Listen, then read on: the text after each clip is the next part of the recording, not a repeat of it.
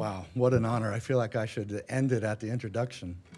But thank you, General Hill, staff, faculty, for hosting this wonderful event. Thank you to Ruth Collins and the entire War College Foundation for not only keeping the alumni engaged, but shining a light on the positive things that we all do in service and beyond. I today am beyond.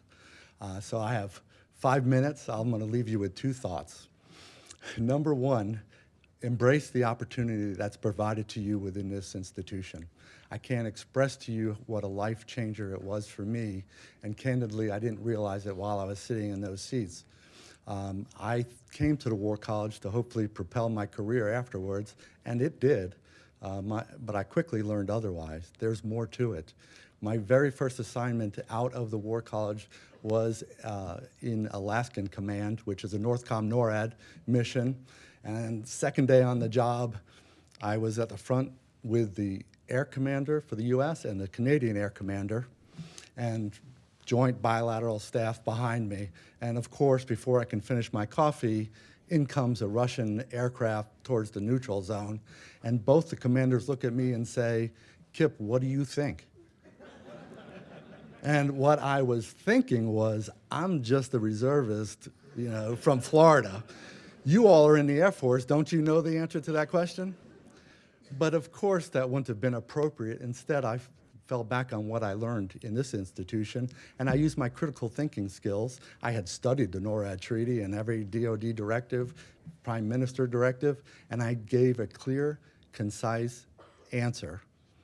I even threw in a Thucydides quote at the end. No, I didn't do that. Never do that, okay?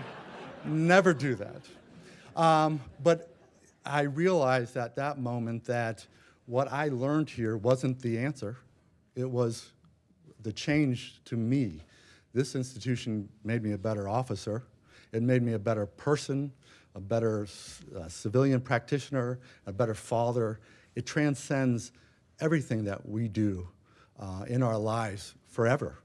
And I quickly realized that we're here to serve and to have a higher mission than maybe our own personal careers in the military, because they come to an end, which leads me to point number 2, and that is the Army values, and specifically selfless service, which is what brings me here today.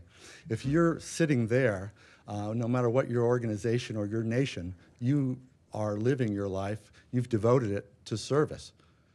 You just have, otherwise you wouldn't be here. And so when I was coming upon retirement, I thought to myself, well, I've devoted 35 years to military service. What am I going to be like? What am I going to do now? And I immediately realized that, nothing changes. I didn't change. I just don't wear the uniform anymore. But you don't suddenly become disloyal and lack of integrity.